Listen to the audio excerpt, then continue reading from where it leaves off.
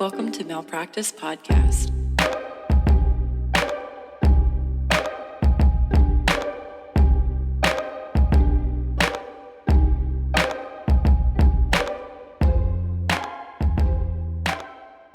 Hey, are you ready to get started?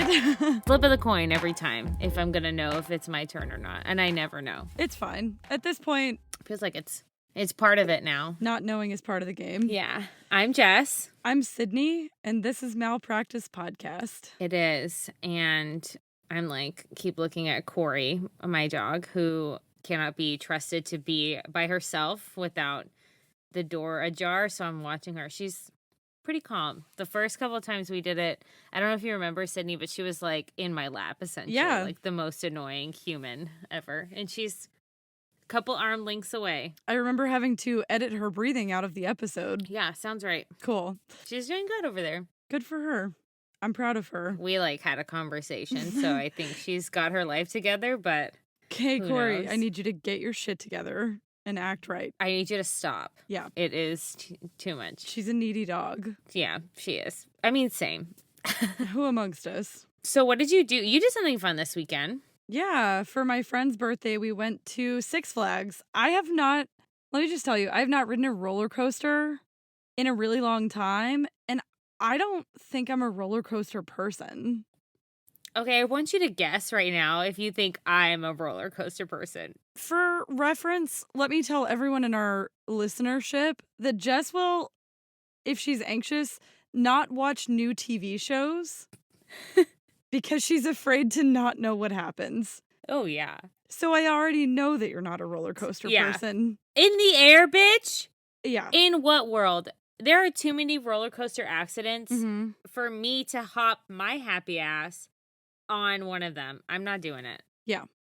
For me, it's about the fact that everyone who works there looks 16. Or 64. Right. There's no in between. And I don't love that. I don't either. Yeah. I know that an adult engineer designed the roller coaster, but I also know that if this bored 16-year-old, they can't identify a problem with the roller coaster. And on one of them we went on, there was on the control panel, there were 2 blinking red lights. And I was like, I'm not getting on this one. 100%. Because a blinking red light is never good. Yeah. Mm-mm. Tell me one scenario where a red light flashes and it means everything's great. Good to go. Get on it. Yeah, no. No. I don't like red lights at all. I walked my happy ass right off that roller coaster. I would have too. First of all, I would never be in the line. Correct. Yeah. I'd be like, no, I'm good. I don't like to be scared. Yeah. I don't like to be worried. And I'm not someone who's like, woo! That's not me. I'm 50-50 on on a roller coaster. I'll cry. I can be talked into riding a roller coaster, and we rode it's the Texas Rattler or something like that, which is wooden. Again, no. I don't trust wood. No. I don't trust it. I don't want a house made out of wood. I don't want nothing made out of wood in my life. Well, it sounds like you had fun, though. I had fun. I'm just realizing now that I have my limits. As you should. Thank you. That's all I really needed. Did Eric go on those? Eric went on every single one. Oh, fuck no. Eric is I'm a so scared. fiend. He likes it. Yes. He went on this one that was the chair, the position of the head and the feet was constantly switching on the chair. Oh, no. It was rocking you forward 180 degrees the entire time. Mm-mm. And I was like, unless you want to see what I had for lunch, I am not riding that roller coaster because I will vomit. That just doesn't sound like a good time. It's not my vibe. And also, this is going to sound really fucked up. I'm just going to say it, and I might end up cutting all of this from the episode. Mm-hmm. But a lot of the people at Six Flags look like the type of people who make poor decisions. I'm in line for a roller coaster with a guy with a neck tattoo. Oh, yeah. He has no fears. He has no regrets in his life, and maybe he should have some. Decision making isn't. I got you. You know 100%. the vibe of a neck tattoo. I know. You might as well get it on your forehead. Post Malone vibes, do it. I mean, Posty, he's the only one who can pull that off. He has some really unfortunate tattoos. Yeah.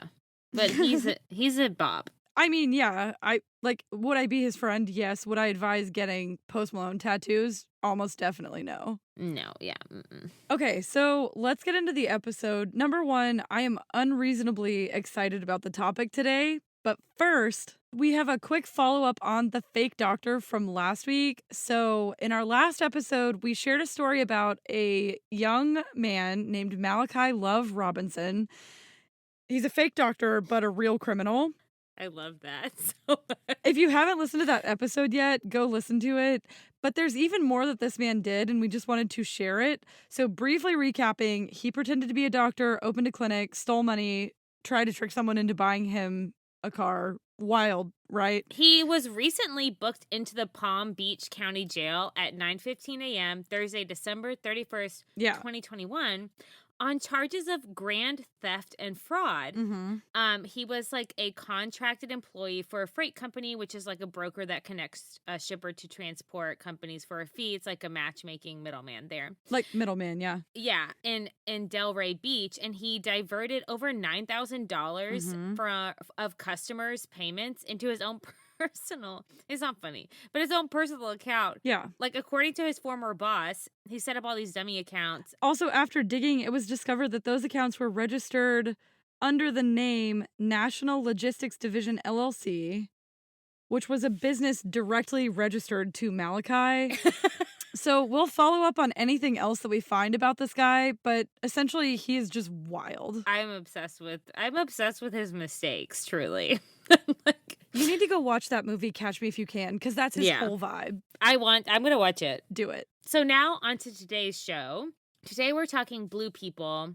Yes, y'all, like the blue people. I'm so excited about this. I am too. I saw something about this on TikTok because that's me. That's your vibe. And Sydney saw another podcast episode because that's her. And that's stuff you should know, which is a great podcast, like highly recommend. And then we shared them with each other. We were like, yeah, we should cover this. So longest story short, there's this family and they were blue. That is the too long, didn't read it version. Cliff notes. So we're going to get into a super interesting set of conditions that are very unusual that essentially turn you blue. And it's not like a tinge of blue. We're talking Violet Beauregard from Willy Wonka turns into a blueberry blue. Yeah. So let's get into the history of this family and how that happened. So the story starts with Martin Fugate. I think that's how you say his name. Yeah, I'm pretty sure you're right that it's Fugate. And we have a friend of the pod who is definitely a listener whose last name is Fugate. So I want to make sure we pronounce the Fugate to avoid any confusion. Martin came to an unsettled area of Kentucky. He was actually like a French orphan who knew like nothing of his heritage, and he just like settles in Kentucky.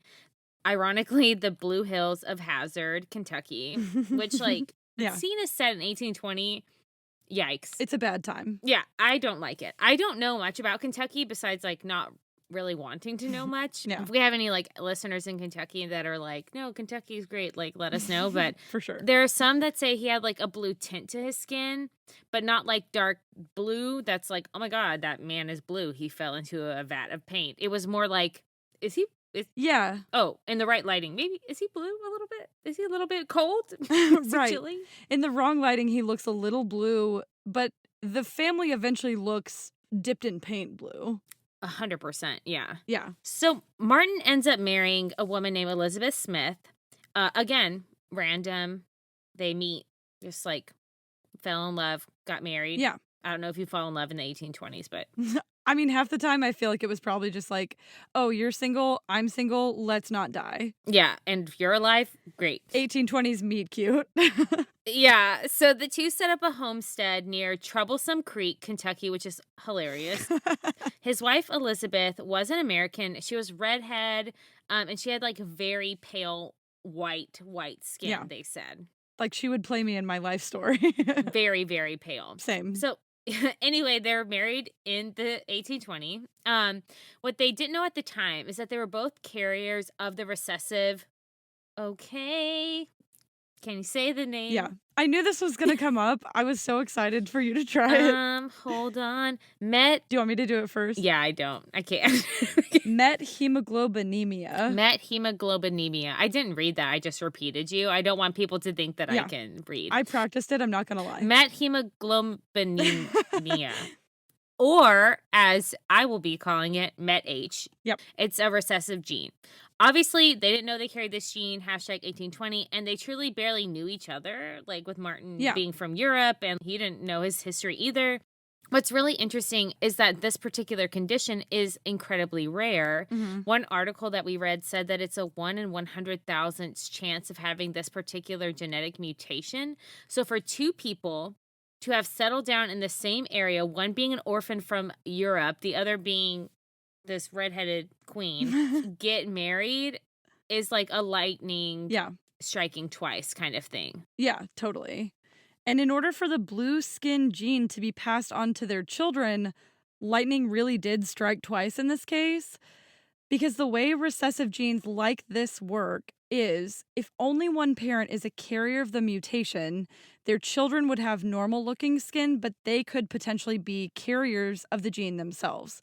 But because in this case, both parents had this rare genetic variant that is recessive, each child has a 50% chance of being an unaffected carrier, meaning they're not blue, but their kids could be blue if they married someone that had the gene, meaning that they carry the gene, they don't express the blue skin.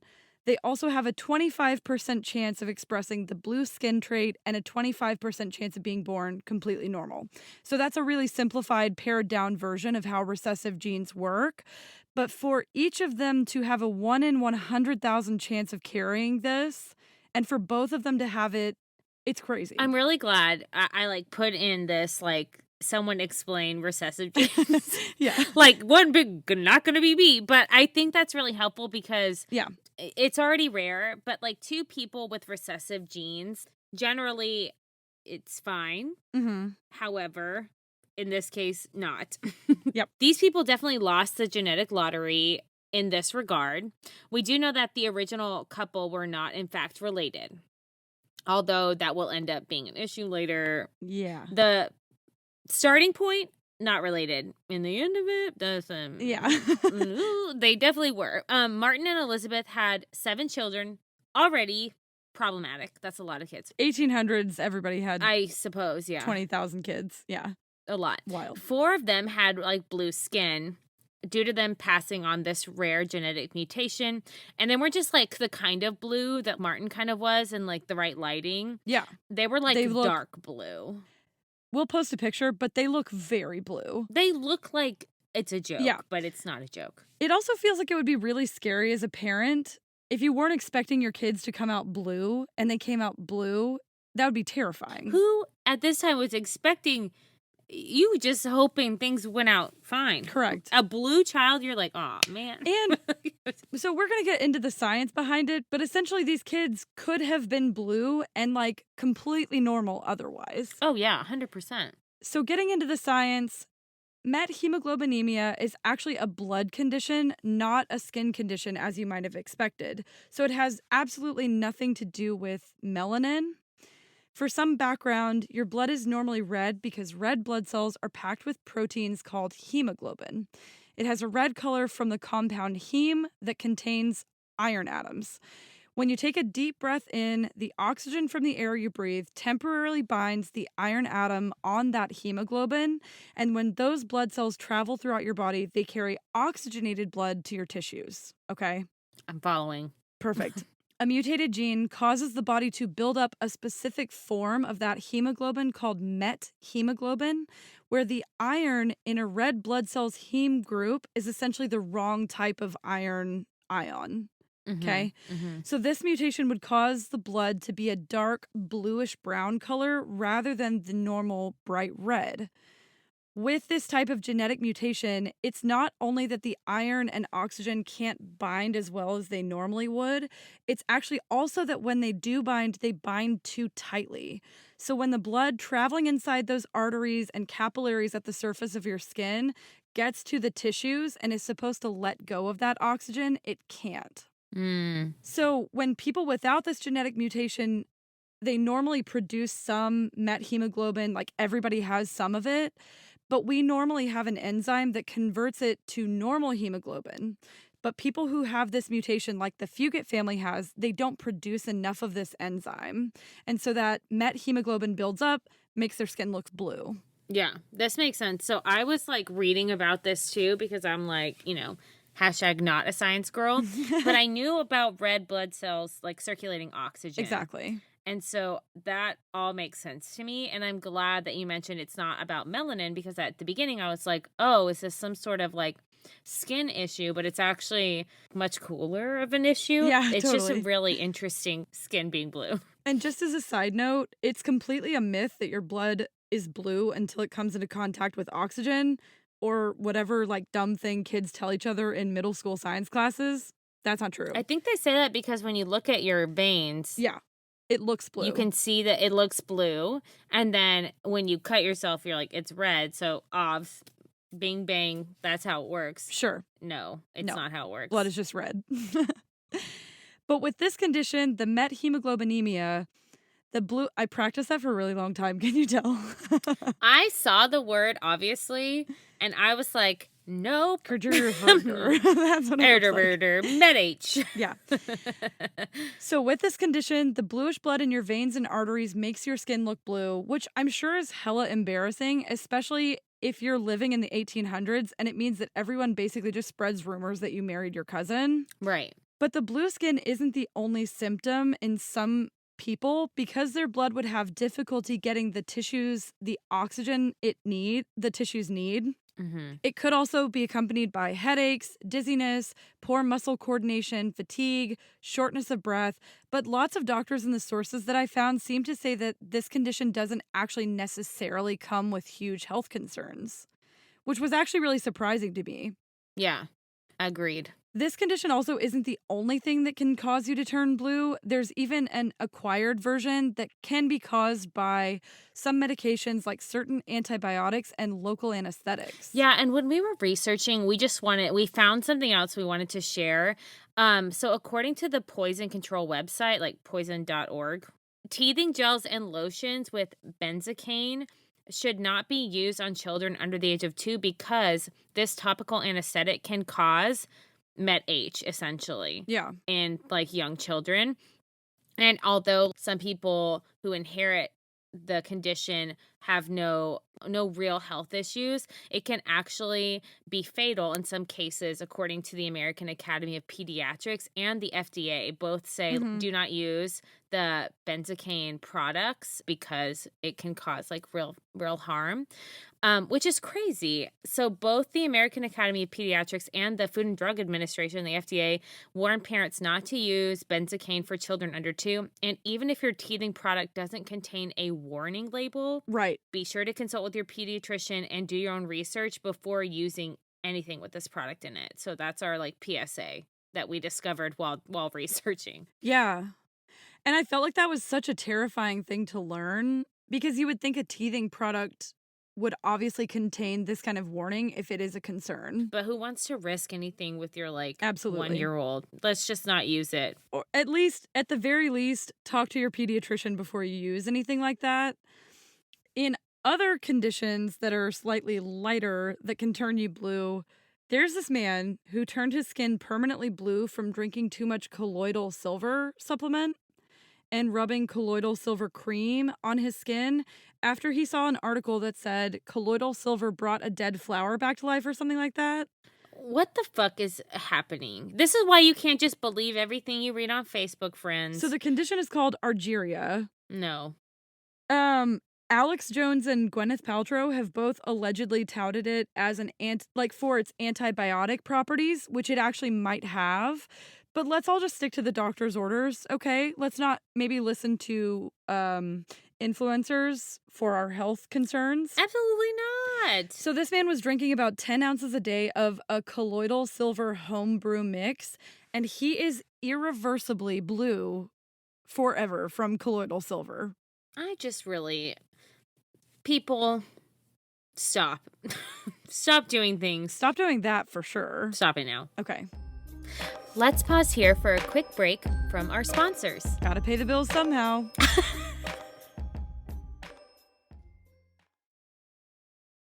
So welcome back to the Fugate family. Martin and Elizabeth, they started the family.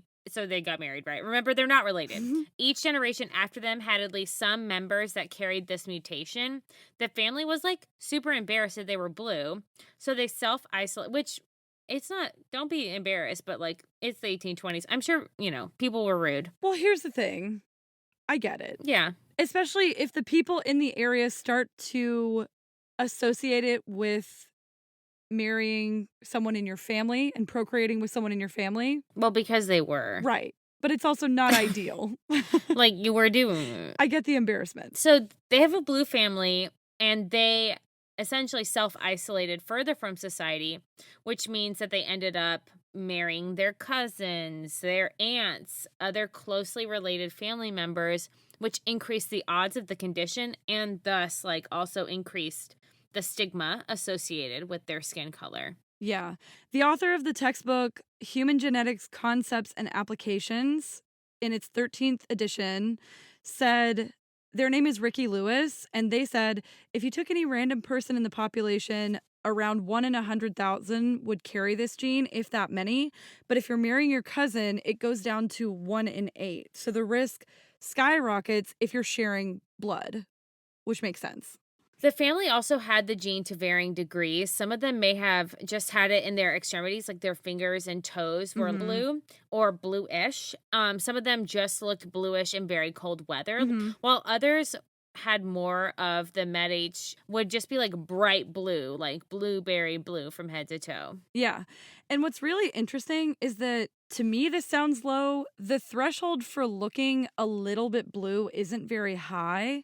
If 1% of the globin proteins in your blood are methemoglobin instead of normal hemoglobin, it could make you look a little bit blue. So 1% is the threshold for looking a little bit blue, and the more it accumulates, the bluer you look, essentially. That's too low for me. Same. It also doesn't really help, if you think about it, that the mom, Elizabeth, had skin that was very, very white, like almost translucent, pale. So if she had given her kids a similar complexion, they have super pale skin and then blue blood under the skin. It's like the perfect storm for looking very blue. Because the more melanin you had in your skin, the less visible the blood under the skin would be. Yeah, when I read that, I was like, oh. Yeah. That's a bummer. It's a really unfortunate combo for them. It is, yeah. So people weren't super kind to the Fugate family, as you can imagine, when they started having blue children. So like you said, they started to self-isolate more and more in the Appalachian Mountains. Because this was the 1800s, they didn't really know why this family was blue. So people also generally thought they might be able to catch it. Like they thought the blueness was contagious, which made them even less kind to the Fugate family. And people then would avoid integrating or marrying into the family at all. And it also doesn't really help that that part of Kentucky that they settled in 1820 didn't get paved roads or railway trucks going to it until the early 1900s. So they were isolated by themselves for almost 100 years. Yeah. So what they ended up with was a small, isolated population of families that had a much higher than normal rate of blue people. And that's how they ended up being known as the Blue Fugates, or the Blue People of Kentucky, because they just passed this recessive gene down to generations in their own and in neighboring families. So the Fugate family members lived around the area of Troublesome Creek, hashtag the name of their book. Hashtag God Troubles. Into the 20th century, and it actually came to the attention of a nurse, Ruth Pendergrass, and a hematologist, Madison Cawine. On the podcast stuff, you should know they say cow wine, but... Cawine? Cow wine. Sure. Madison. I'm going to call him Madison anyway. Maddie. So we have Ruth, the nurse, and Madison Cawine III. But they came together and did a study of the condition. Basically, they both had interest. And therefore, into the history of the family, they had both kind of compiled family trees of the people suffering from this condition and ended up deciding to combine those works. Madison, who was a doctor at the University of Kentucky, would go on to discover a treatment for the condition. He originally went out looking for blue people Like, I want to pause and add that Madison was like super obsessed with finding them throughout the 1960s. Yeah. Once he realized there was a Blue family in that area, he was like, I'm about to go Yeah. find these people. And he would hide in the woods where he knew they lived, spot them, and then like chase them down. That's creepy AF. It is. And he like relocated to the area for some time and would go around asking people about them, which was crazy for a couple reasons. One, you look like a stalker because you are. Mhm. And then two, people were already like feeling some type of way about the family. So they like didn't have much information because they're so isolated. And he's asking about them, making them even more like pariahs in society, I almost feel like. Yeah. Almost like subjects of a study. It does feel like he went about this maybe the wrong way. And I know he ended up helping them, which is great. But it does feel like he like mega othered them. He super othered them, and all for his own weird interests. And they're already blue. They don't need your help. I know, goddamn. Also, can you imagine being a blue person? You're embarrassed of your skin, and this man is tracking you down in the woods and chasing you. I'm No. just imagining the state of mind as a blue person. He's a creeper. If somebody was chasing me, Creep. scared. No, same. He did eventually find a brother and sister, Patrick and Rachel Ritchie, in a Hazard County clinic who really resented their blue skin, like they were blue. Mhm. They were looking for an answer. They didn't like being blue. When he first saw them, he is quoted as saying, "They were bluer than hell." Which is objectively hilarious. It is, yeah. They were embarrassed about being blue, but didn't seem to be ill in any other way. Mhm. They wouldn't wait in the waiting room even. They were like hunched over in a hallway, hiding their face, like fully covered, waiting to be seen. That's how embarrassed they were. And he also said, like, you could tell how much it bothered them to be blue, which, duh. And he goes on saying, like, I started asking them questions like, do you have any relatives who are blue? Then I sat down and they began to chart their family with him, which eventually traced back to Martin and Elizabeth. Yeah, which is crazy. And the pedigree of heredity in this family is fully traceable. So they have this entire thing online. If you go to, we'll link it, but if you go to like the Wikipedia article for the Blue Fugates, they have their entire family history online, which is honestly kind of awesome. Yeah. Madison originally became intrigued when he came across reports of hereditary Met-H among some Inuit populations in Alaska. Those communities were intensely isolated, so often relations in families were common. And there's an obvious connection here with the Blue Fugate family. Scientists working with the Inuit communities had pinpointed the problem, which was the deficiency of that enzyme that we talked about earlier. And when Madison was studying the situation in Kentucky, he realized that if he could find a way to convert that methemoglobin to normal hemoglobin without that enzyme, he could find a cure for this entire problem. So he needed a substance that would give an electron to that methemoglobin that would help it bind oxygen and release it when needed. And the solution was, ironically enough, found in a dye called methylene blue. When the siblings were injected with 100 milligrams of methylene blue, the color completely left their skin within minutes. Dr. Cowine said for the first time in their lives, they were pink and they were absolutely delighted. 100%, yeah. Imagine the joy you would feel if you were alone and isolated your entire life because of how you look and one shot just clears it up in minutes. Yeah. I mean, it sounds like a bop. Yeah. I bet they really thought it was magic too, because they were isolated and I have to imagine they didn't have much education. Like, they didn't know what was going to happen. Or if they did, it was like their own kind of sought after. Yeah. Suddenly they're not blue anymore. I bet they were like, I'm about to hit the town. No one's even going to know who I am. Right. I feel like if I was a blue person also and he held up a blue dye to inject me with, I'd be like, absolutely not. More blue? More blue is not the answer, my friend. Absolutely not. But yeah, essentially that's what it did. It almost immediately cleared it up. I mean, in a matter of minutes, which is amazing. Yeah, agreed. Thank you guys for sticking with us. We're going to take one more break and we'll be right back. Just trying to keep the lights on.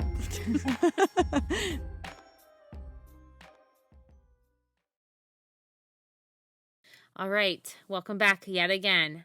So, as the family tree goes down, like the Fugate family tree, young people that weren't blue, more likely, or like had just the faintest tint, actually left the area around Troublesome Creek, took their recessive blue genes with them, and they like branched out and met people, had experiences, lived their lives, and then didn't pass on that gene because the likelihood of meeting other people with that recessive gene was so small, it decreased the odds of that continuing. Exactly. So even if their kids were carriers, they wouldn't have looked blue. Correct. Right. And it would be so unlikely that they would meet somebody To meet another carrier. Right. And to have this kind of like happen again. Exactly.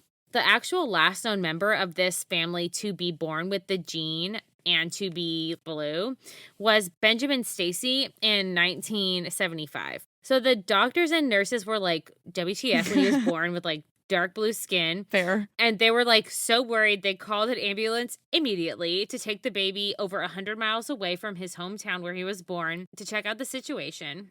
He was given a variety of medical tests for 2 days at the University of Kentucky Medical Center.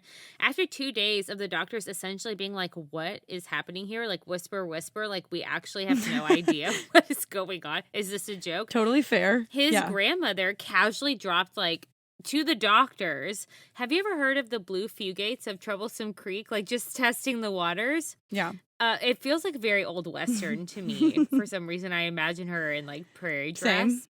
I mean, this is the 1970s, but same. Yeah. So, which I'm sure the doctor said, what are you talking about, ma'am? And also, why haven't you mentioned this for 2 days? Right. And with that question, the floodgates broke open and Benjamin's dad chimed in and said, like, my grandmother, Luna, on my dad's side was a Blue Fugate. And it was like really bad in her. And they're like, what are you talking about? Yeah. So eventually Benjamin did grow out of the blueness and only had like blue tinges on his lips and the tips of his fingers if he got really cold or agitated. Right. So basically, as long as these people kept taking their methylene blue, which is now available in pill form for anyone who does suffer from methemoglobinemia, the blue people of Kentucky could live their lives normally. Today, diagnosing this condition would entail blood tests that measure the methemoglobin levels and test for the level of enzymes, especially the one that we talked about earlier that would normally convert methemoglobin to normal hemoglobin, and potentially a really cool process called DNA sequencing, which honestly might be fun to do an episode about one day. That's super cool. Yeah, agreed. And that's what we know about that. We really hope you liked this episode. Please feel free to rate and review us wherever you listen. If you've already left us a review, thank you so much for the support. We really appreciate it. If you haven't, do it. Yeah, send us your topic ideas or medical people you admire for us to reach out to and possibly interview. Absolutely. And don't forget, malpractice makes perfect. Bye. Bye-bye.